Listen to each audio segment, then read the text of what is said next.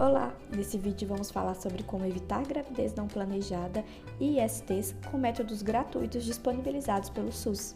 Esse tema é muito importante, considerando que mais da metade das gestações do Brasil são gestações não planejadas. Para evitar esse tipo de situação, o SUS disponibiliza 8 métodos contraceptivos que são bastante eficazes. E vale lembrar que o uso de camisinha em todas as relações sexuais é a maneira mais eficaz de prevenir contra infecções sexualmente transmissíveis.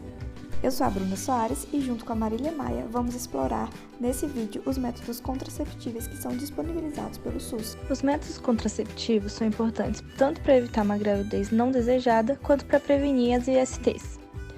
Eles são poderosas ferramentas para o planejamento familiar e também para o empoderamento feminino, pois a mulher, através do conhecimento, ela pode escolher como prevenir uma gestação e também saber qual método ela deseja usar em qualquer relação sexual.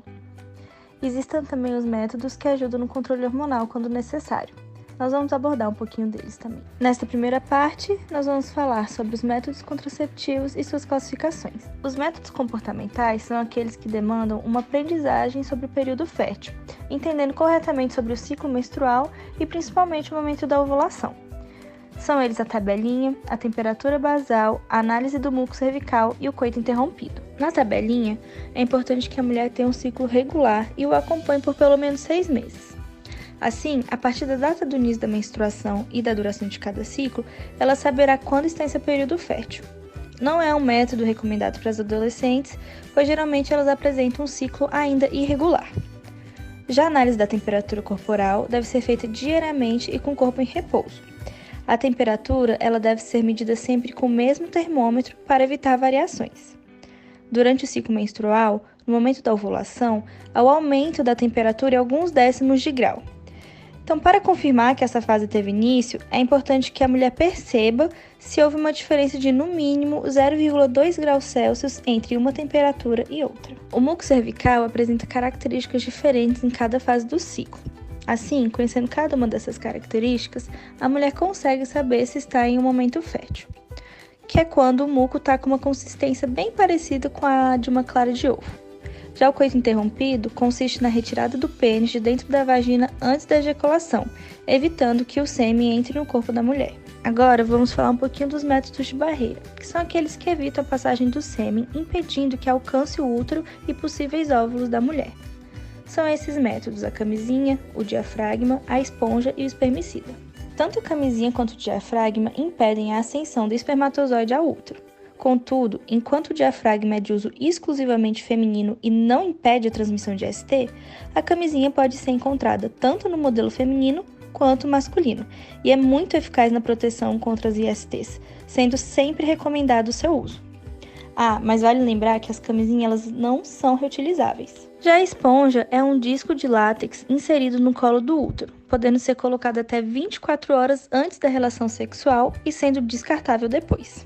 Seu uso é concomitante com o espermicida, que provoca a morte dos espermatozoides e pode ser utilizado associado ou não a outros métodos. Nenhum desses dois métodos previne as ISTs, vamos lembrar disso. Os dispositivos intrauterinos são métodos que podem ser hormonais ou não. Quando não hormonal, ele cria um ambiente uterino hostil, dificultando a viabilidade do espermatozoide e da fecundação.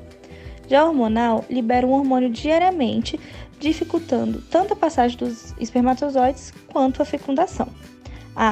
Vale lembrar também que nenhum desses dois métodos previne as ISTs. Agora, vamos falar um pouco sobre os métodos contraceptivos hormonais, que são aqueles que evitam a ovulação ou dificultam a chegada ou travessia dos espermatozoides até o útero. São eles os contraceptivos orais, os injetáveis, os implantes hormonais, o anel vaginal, os adesivos cutâneos e a contracepção de emergência. Lembrando que nenhum desses métodos sozinhos previnem as ISTs. Os contraceptivos orais e injetáveis mimetizam hormônios ovarianos, impedindo a liberação do óvulo para a fecundação. Eles diferem quanto ao uso, enquanto os orais geralmente são de uso contínuo, os injetáveis são mensais. Os implantes hormonais, anéis vaginais e os adesivos cutâneos também funcionam bloqueando a ação ovariana, diferindo no tempo e no modo de uso. Também conhecido como pílula dia seguinte, a contracepção de emergência é utilizada quando há uma relação desprotegida. Não deve ser um método de rotina, pois sua alta liberação hormonal pode levar a complicações sistêmicas no ciclo menstrual e no corpo da mulher.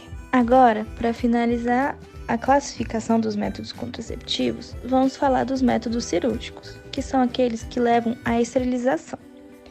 Quando realizados na mulher, é denominado de laqueadura, desconectando os ovários do restante do útero e impedindo a união dos óvulos e espermatozoides.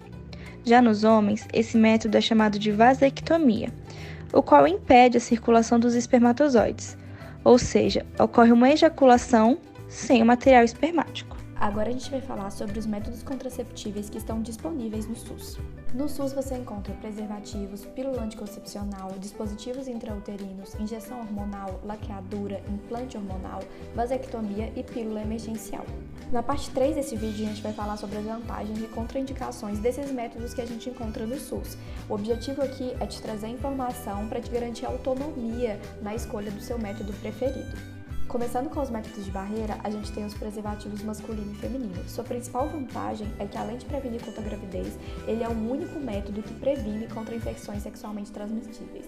Além disso, é muito fácil de usar, é livre de hormônios e não possui nenhuma contraindicação absoluta, a não ser a alergia a látex. Mas existem preservativos, tanto masculino como feminino, que não possuem látex na sua composição. É só ficar atento a esse detalhe.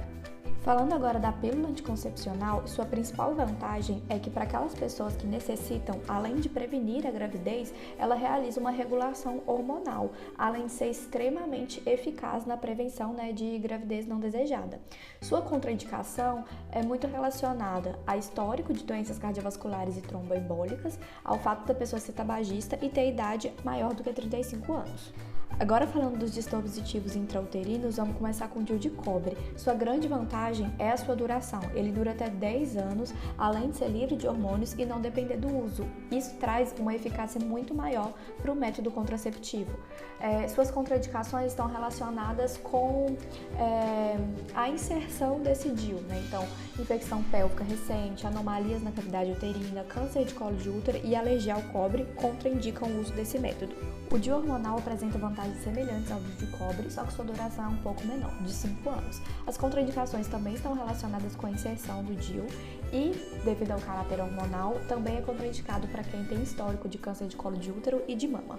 A injeção hormonal, ela apresenta essa vantagem de trazer essa regulação hormonal nos indivíduos que necessitam dela, E outra grande vantagem é que não exige tomada diária, isso também é importante para aumentar a eficácia do método.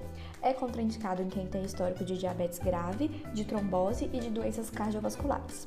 O implante hormonal de todos os métodos é o que apresenta maior eficácia atualmente. Além da regulação hormonal que a gente já comentou por aqui, sua duração também é muito boa, de 3 anos. É contraindicado para quem tem doença tromboembólica ativa e quem tem algum tumor que depende de hormônio. A pílula emergencial não é um método que é para ser usado regularmente, mas ela é muito eficaz quando há uma relação desprotegida e você não está fazendo uso de nenhum outro método no momento.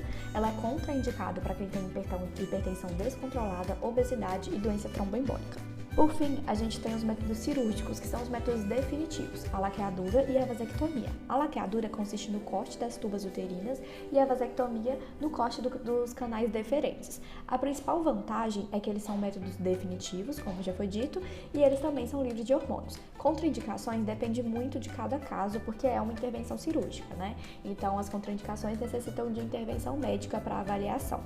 Essas foram as referências utilizadas para construir essa apresentação. Espero que vocês tenham gostado.